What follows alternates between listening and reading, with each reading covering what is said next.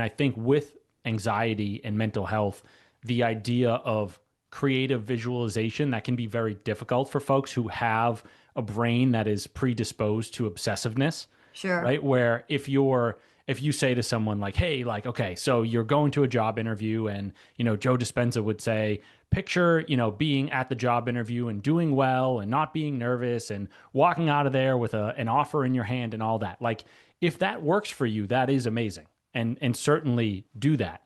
The issue, right, is like if somebody is already afraid of that kind of scenario and then they go to start the visualization, that fear is going to come back up. And then they get in basically a doom loop where they're like, okay, the fear's there, which is preventing me from actually doing the creative visualization. And now I'm in this feedback loop where I'm like, I feel bad about myself because I couldn't do the visualization, but now let me go try again. And oh, there's the fear again, and there's the failure again. And now I'm criticizing myself yet again, and the loop continues. So Right. it's powerful stuff if you can get it to work. But what I would say is if you can't, you should absolutely not give yourself any grief about it, right? Because one of the things that I also talk about a lot on this subject is Hello, everybody. Welcome back to Running Strong Mind Body Connection podcast. So, this is the podcast where we explore the powerful intersection of our mindset, mental fitness, our body, and our human experience, both on and off the road, and just in life as well. So, today I'm really excited to introduce you to Brian Sachetta. Brian is an author, a blogger, and mental health advocate from Boston who knows firsthand what it's like to live with anxiety and depression, and more importantly, what it takes to move through it. And this applies immensely to my mental fitness that I teach as well. So, after years of him struggling in his young adulthood, Brian made a powerful decision to stop letting his inner world run the show. How many of you guys have done that? I have. So he turned toward therapy, immersed himself in mental health research, and experimented with practical tools to better understand and manage his own well-being. And through that process, he experienced meaningful breakthroughs. And instead of keeping them to himself, how blessed he chose to share it with others. So Brian's an author. I love this. Brian's an author of Get Out of Your Own Head. And his mission is simple but profound to reduce psychological suffering and help people reclaim agency over their mental health. Same with my mental fitness, building stronger minds. In this conversation, we're going to talk about our mental chatter, self awareness, and what it really means to take control of our inner landscape and not let that saboteurs take over, especially when life feels overwhelming. So, Brian brings honesty, compassion, and real world wisdom. That was a mouthful to his conversation, and I can't wait for you to hear it. So let's dive in, everybody. Enjoy. So, welcome everybody to Running Strong Mind Body Connection. We're diving in with my new friend Brian Sachetta. And Brian, welcome to the podcast. thanks, Karen. I'm excited to see where we get today. I think it'll be fun. I think it'll be a lot of fun, and I hope everybody listening is enjoying this conversation. And please check out the show notes at the end. So, Brian, for listeners who may be well, I know everybody's going to be meeting you for the first time. In fact, I'm meeting you for the first time. Can you share a bit about your story and what led you into the mental health advocacy and writing about it? Yeah, definitely. So I really got into this space as a product of personal experience. And what does that look like? I spent at least a decade, if not more, battling my own anxiety and a couple major episodes of depression. And I always say, like, when that started, that was for me, that was 2008. So the internet was a very different place. The world was a very different place. I was 18 years old. And at 18, right, there's different things that you can and can't talk about with your peers or just in your social circles and all that. And so I'm this 18-year-old guy who, is being told by the world not to have emotions, not to talk about emotions and all that. And on top of that, there's not a lot of information out there, at least that I can find easily, on the subject of mental health, anxiety, depression, all of that. So I'm, essentially, I go off to college, I'm experiencing panic attacks. I have no idea what to do. And the fact that, through different routes in my life or whatever, different relationships and situations and whatnot, I had kind of internalized these narratives to say, like, can't admit that you're struggling, can't talk about these things. I just felt totally lost and helpless, at that early age. And so I subconsciously thought to myself, I was like, if I don't have the answers and I don't feel empowered to speak up about this, I got to go figure it out on my own. And I always say to listeners, I don't necessarily recommend that approach, right? Today, the world is very different. There's a lot of resources out there. There's a lot of people that you can talk to.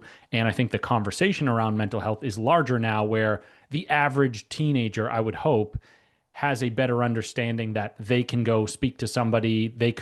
They might already know what therapy is, and they may even try to enroll themselves in it, all that stuff, right? So for me, it was really just struggling at an early age, trying to find my way and saying to myself, like, the only way that I really see right now is to white knuckle it and do it myself. And so I did that for a long time. And eventually, through different things that I learned, different experiences, different battles, I eventually started chronicling these experiences through my writing, through my blogs and my books and all that. And so that's kind of what got me to where I am today, which is, now I'm in my mid 30s, trying to just navigate life itself. And sure, like, anxiety comes up once in a while.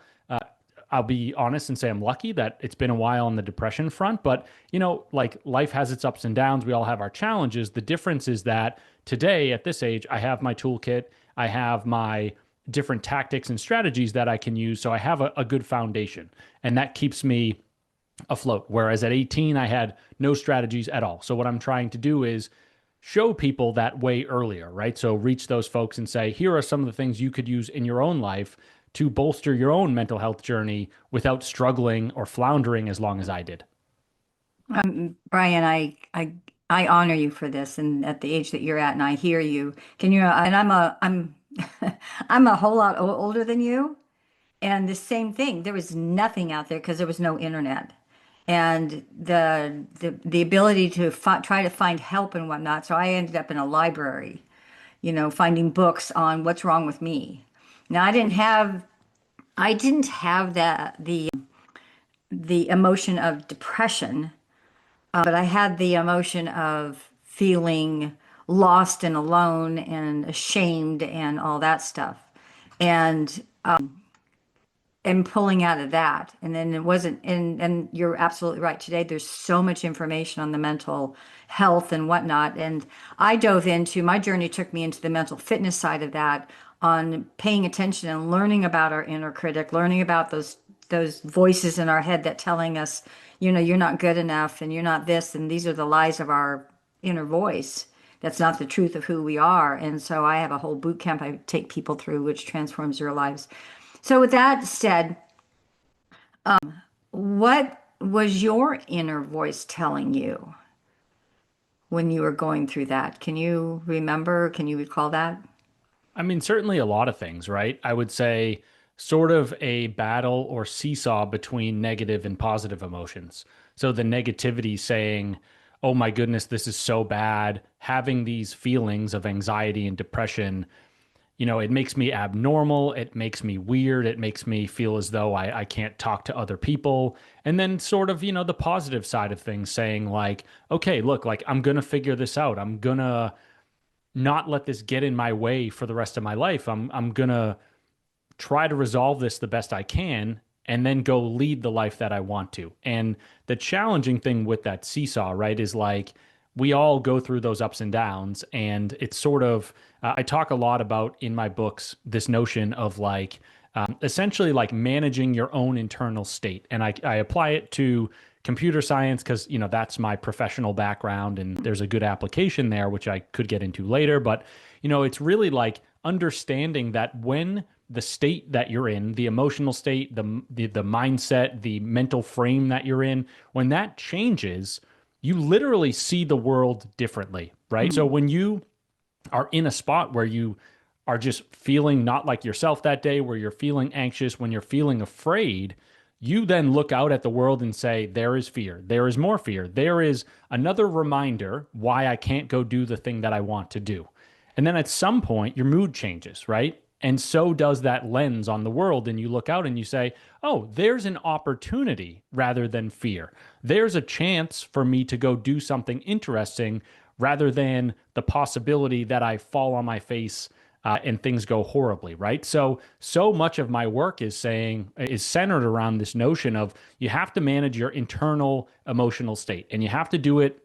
It's a little bit daunting, but you do have to be a bit vigilant about it, right? Because what can happen is subconsciously you go into one of these states, and then you look around, and without even seeing the fact or understanding the fact that your lens on the world changed, it did, and that's changing the color through which you see the world, right? And so it's very important to maintain that right mental state. And we can get into some of the different tactics by which we could do that sort of thing, but otherwise, right, our subconscious minds, like, they are programmed to help us avoid scary things. And so we're going to be continually pulled back into trying to avoid those things that we don't want instead of striving for what we do want.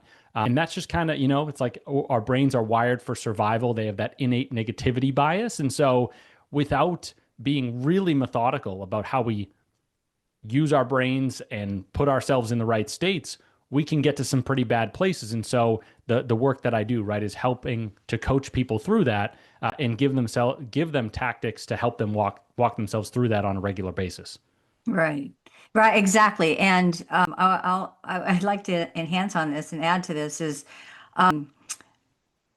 we learned these survival mechanisms when we were kids.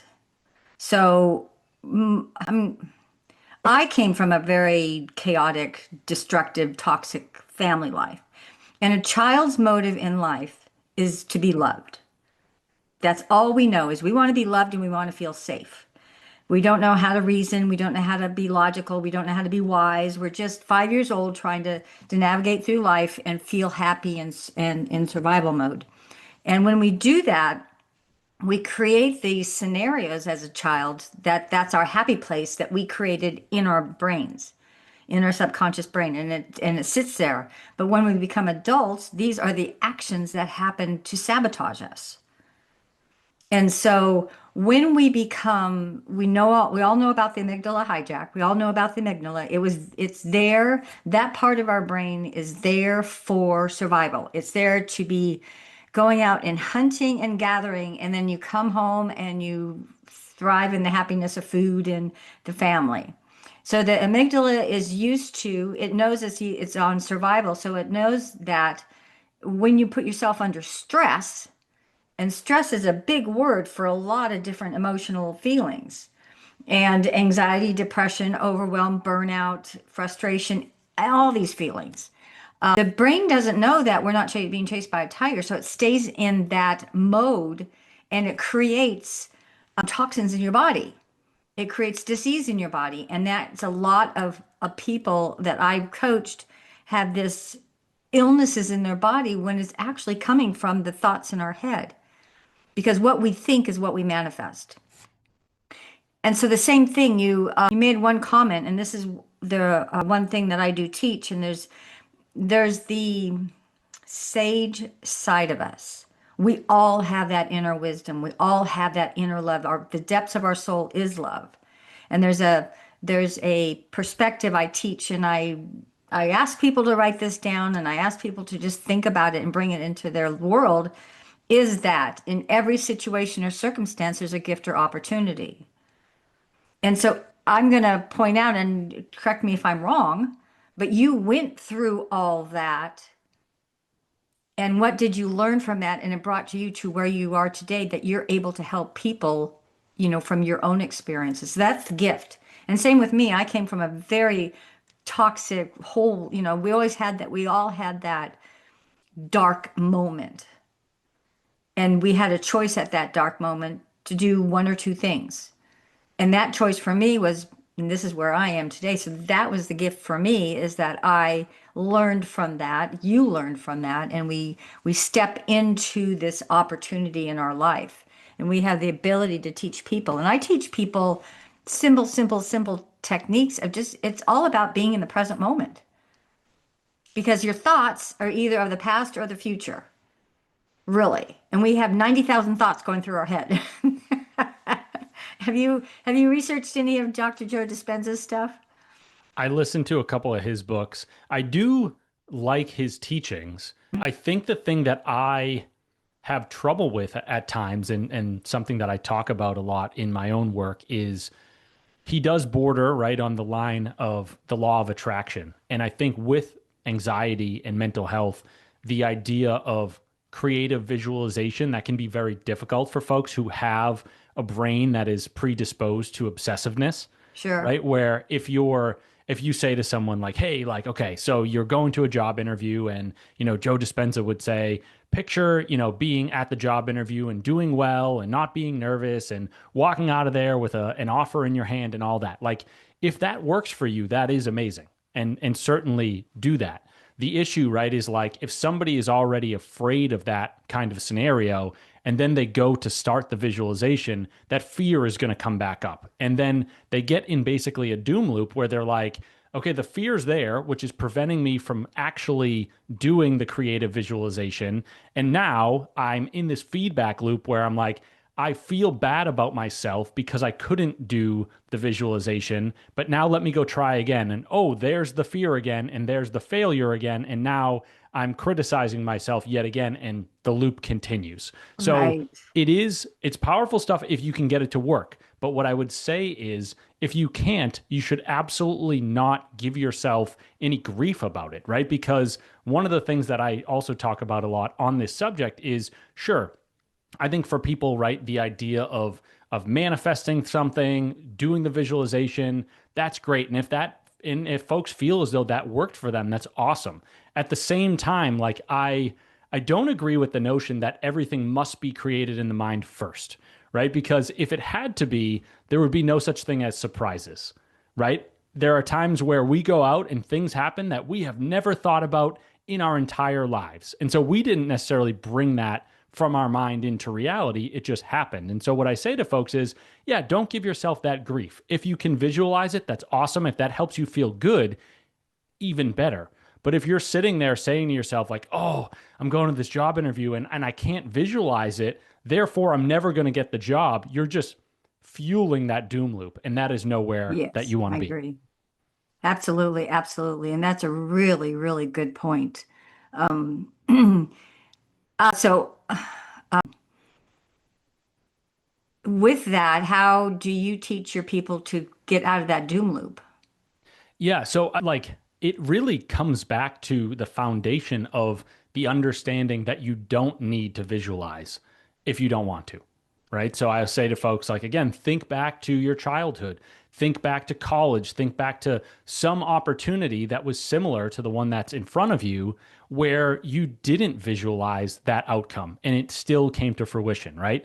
So, once folks can believe that, then all of a sudden they give themselves permission to not have to run the doom loop or to not have to run the Got it. creative Yeah. visualization, Yeah. right? And then from there, the hard part is it's actually what you said earlier, right? Is like essentially it's all about living in the present moment. So it's trying to give folks things that they can use to come back to the present moment in the face of these challenging circumstances. And so, how I will phrase it or how I frame it for folks is okay, let's go back to the idea of a job interview. I know that that can be very scary for a lot of folks, especially if the interview is important to them, they need a job, they're struggling to put food on the table. I totally get that. At the same time, right? If they continue to go into that doom loop, that's nowhere, it's not a good place to be. And so, even though it's very difficult and our brains want to go into that visualization process almost in like an OCD like fashion, what I say to folks is you have to come back to that present moment again and again and again and again until that thing comes to pass. Right. Because what can happen on this same wavelength is you get to that event that scares you and your subconscious mind takes over a little bit. And I'm not going to say that you black out because you don't, but you get all the way in the moment, right? Yeah. There's times when people, let's say it's that job interview, right? And they're like, they get in the building and it's almost like the adrenaline is surging and the tensions are high, but something about that makes their conscious brain shut down a little bit in a good way, and their subconscious mind turn the power up a little bit. They go in, they're dialed in, they're talking, they're saying the right things. They don't even necessarily 100% realize what they're doing. And then at some point, that circumstance ends. They walk out of the building and they're like, whoa, how did I just do that? I have no idea how I just delivered a good interview. And that's the power of the subconscious mind, the true power, in my opinion. Yeah. So, hey, we lived. We didn't die through the process. So, a process that I teach, and you alluded on this a bit on looking back on something that went well in your life. So, what I teach is take a picture when you were a young child and look into, because that's when we were the sweetest. That's when we were not so sabotaged. And that's when we were in our essence of creativity and the adventure for life and just living life. Go back and look at the eyes of the child in that picture and just feel what that child looked like, because that was an innocent time in our life. And that's sometimes very easy to do, but let go of any, don't bring in, if you had a very toxic childhood or very, unhealthy family life, don't bring that in, because that's not who you are. Just bring in the eyes of that child and look in their heart, because that child is still who we are today. I mean, we still have that child inside of us. And that, when I did that, for me, that was powerful, because I saw this vivacious, adventurous, fun-loving, energetic child, which I am still today, adventurous in the things that I do. So my adventure is out there running the world and running everywhere I can, and cycling everywhere I can, and being all that I can. And what I teach too, and the science behind this, because a lot of what you're doing too is the neuroplasticity of our brain.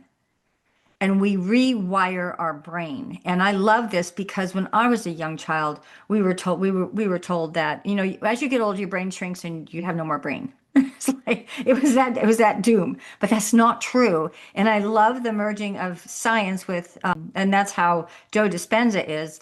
And so with another mentor I have, merging physics and science with the holistic side. And the present moment is really all what we have.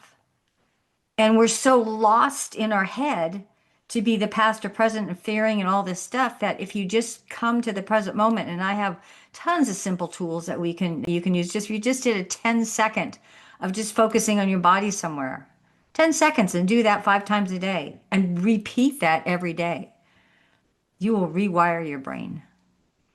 And you get deeper and deeper, because there's nothing more precious than the present moment.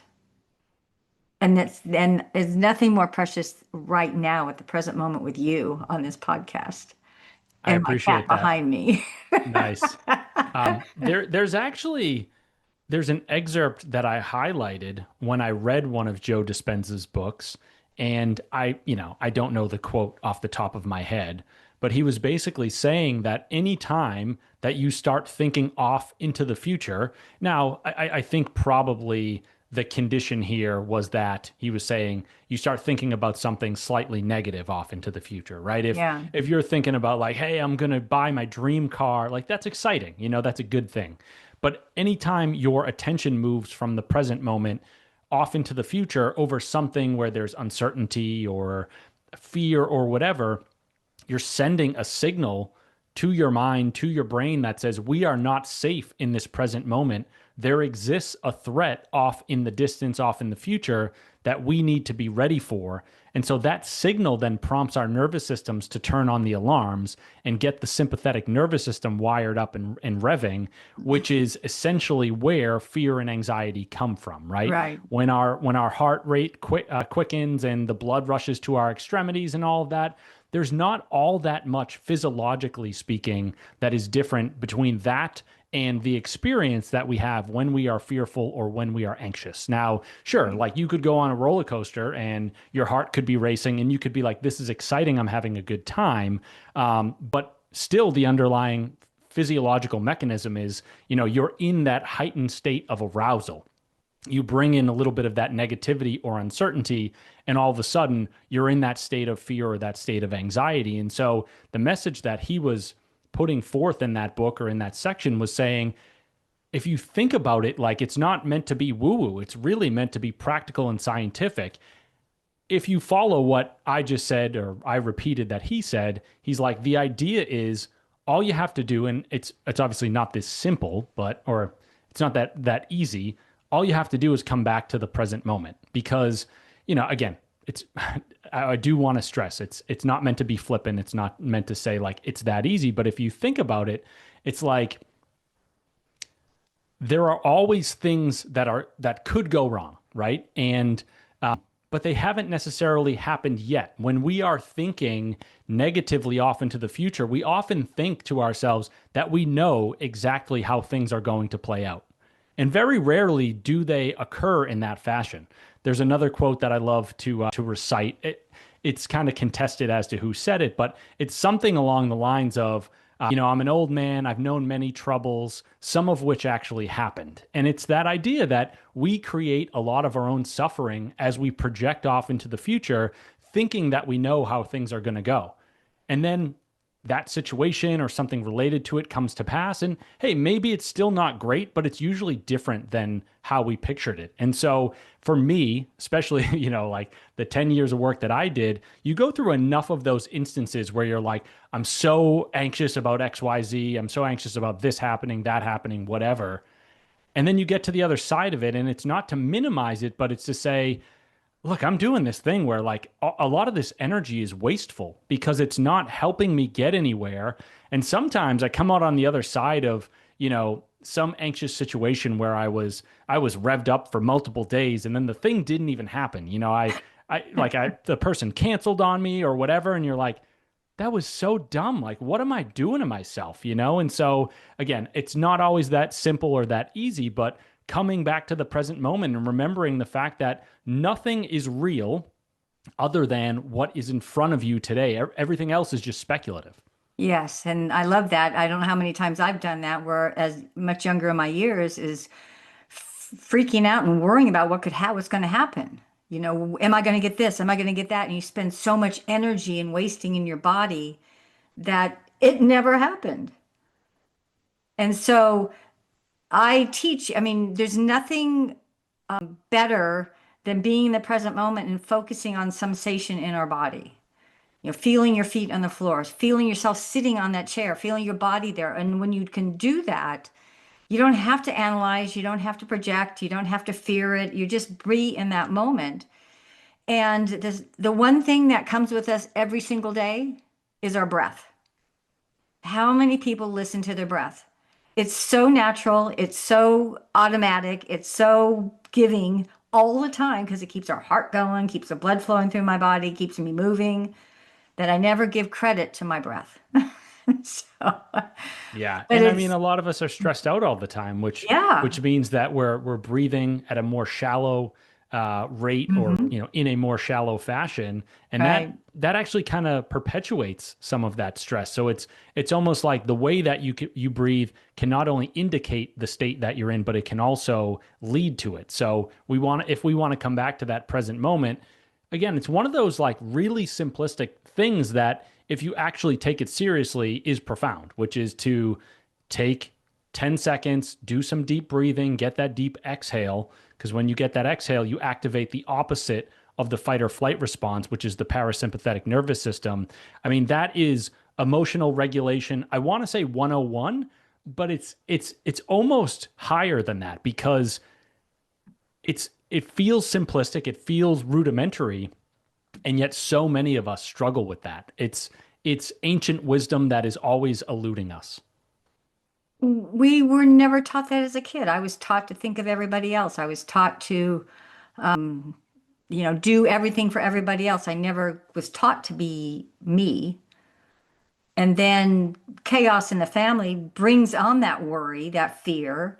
So we experience that. And then when we experience that, that becomes locked into our emotional being, our emotional well-being. And then we can experience that over and over again. I I want to go back and visit the right at the gate of this, you talked about emotions. And that's one thing people do not realize because you mentioned too, it's like you're not supposed to have emotions. Boys aren't supposed to have emotions. You're not supposed to cry. I mean, my brothers were raised this way. You don't show your emotions. You're supposed to be tough and strong. But actually, when you're tough and strong, you have emotions. It's And so true. it's true. But even so, a lot of my clients had no idea what emotions are. And so I have an emotional wheel I share with people that names off all these emotions. And sometimes, oh my God, I didn't even realize that. Because you can take this one emotion and you can have all sorts of different experiences with that. And we don't even realize that. So it's so important to pay attention because our body tells us what emotions we have. And if you don't know what that emotion is, go to Google and put it in Chat GPT or go to Google and say, "Hey, I'm feeling this. What is that?"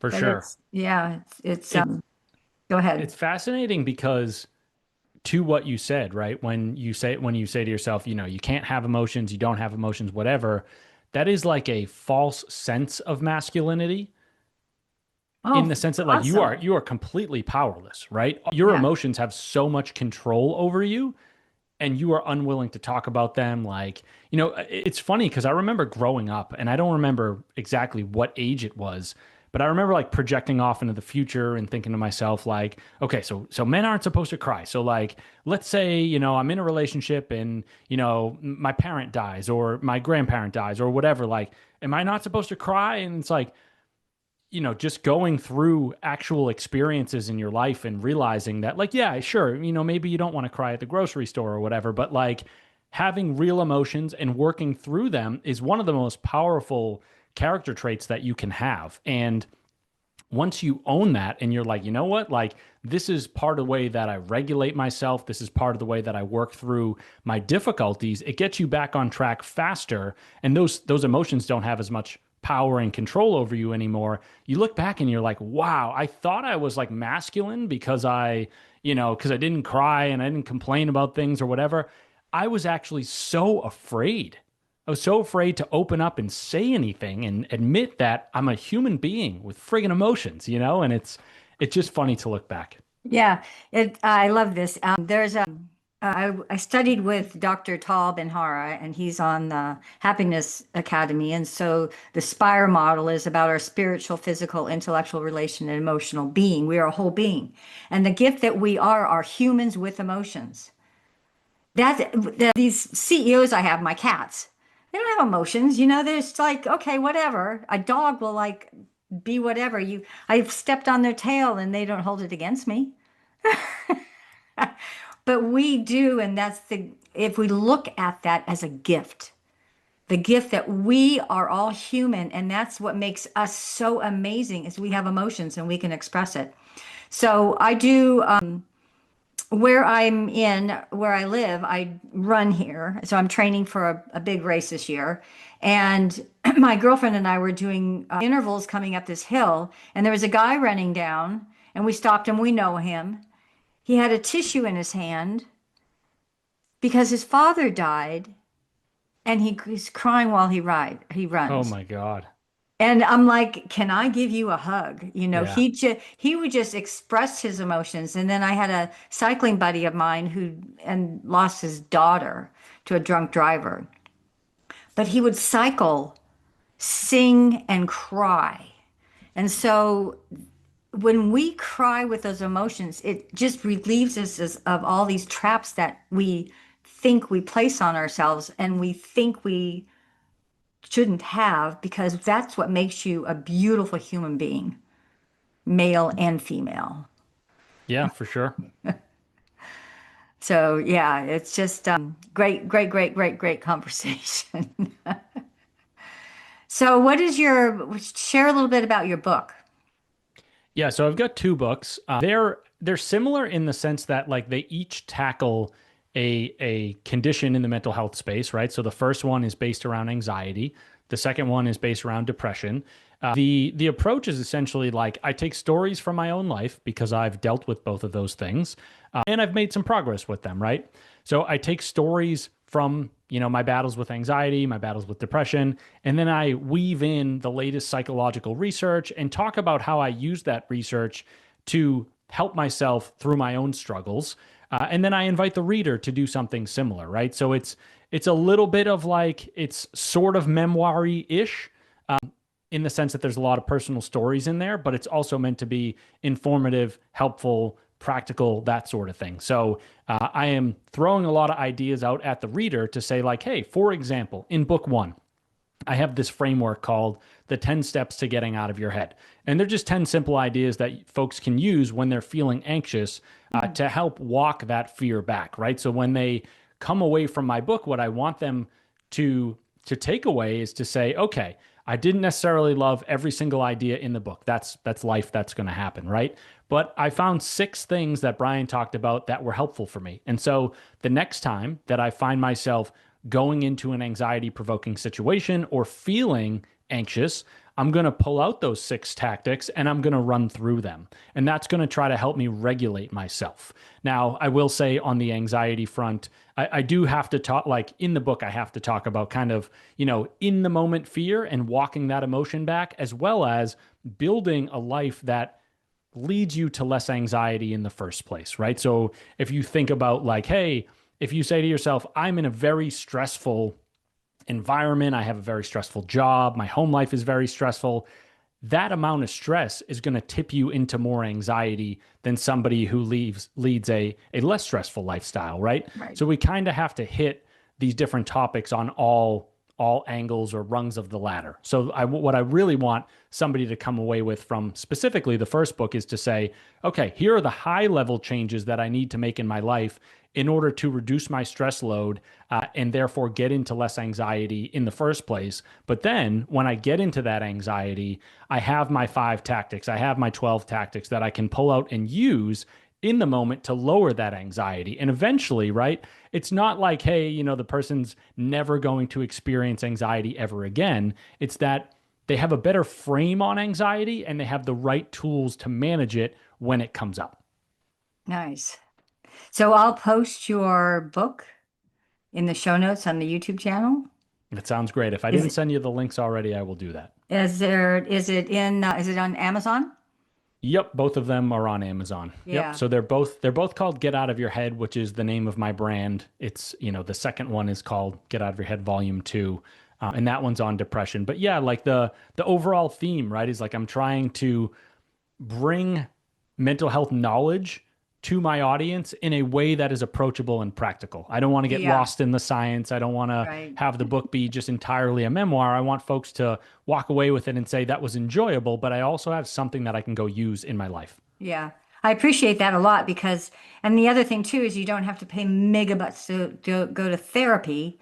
I never wanted to go back and re-dig up my childhood. I just want to learn from it and move forward and that sounds like how you're at too. And it gives people the common person, the normal person, the person who wants to make a change in their life, a lot of tools to do that. So very awesome. Do you have, what would be your, and I do ask this since most of my guests is what would be your last words of advice to give our listeners?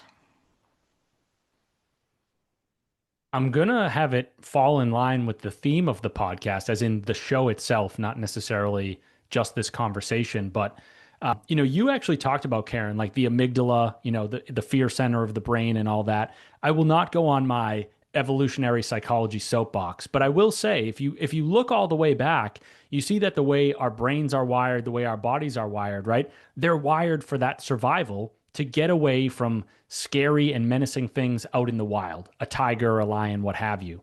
And so a lot of the times we come to anxiety or we come to, our mental health struggles with rationality and think that we can think through those problems. The issue is that our physiology, our hardware, if you will, is ancient. And so we have to approach it with that same kind of ancient wisdom and say, okay, I'm going to a job interview. That is not the same as being in front of a live tiger. But as you said, Karen, our brains kind of think that it is. It responds in kind. And Right. so what we have to do is we have to meet it at its level and say, okay, body, if that's the game that you're going to play, when I start to rev up, you know what I'm going to do? I'm going to leverage the adrenaline, leverage the cortisol that you are coursing through my veins. I'm going to get up. I'm going to go move my body. And that doesn't necessarily mean I'm going to, go run a marathon or anything like that, but I'm going to go for a walk. I might even, sprint 20 yards or something like that. Use those stress hormones, burn those off, and send that message back to my brain to say, everything's good here. I got this. I'm not in front of a tiger right now. And that's one of the key ways that you come back to the present moment, right? Is say, align with the body, show the brain that everything's all right, and then continually do that until that stress provoking thing comes to pass. So I know there's a lot of runners that listen to this podcast. Yeah. Keep running and keep running. When that stress and anxiety hits, it's a game changer. I'm going to interrupt my own thing. A lot of the runners that I work with, though, they go running to get out of that stress. And before I got into this path that I'm on right now, and while I was working, I was running it then too. I remember being in a situation with my employee. We could not get past this issue with our payroll program. It just wasn't working. We were both at high frustration. I looked at her and I said, I'm going to go for a run. Just let it sit, and I'll come back with the answer.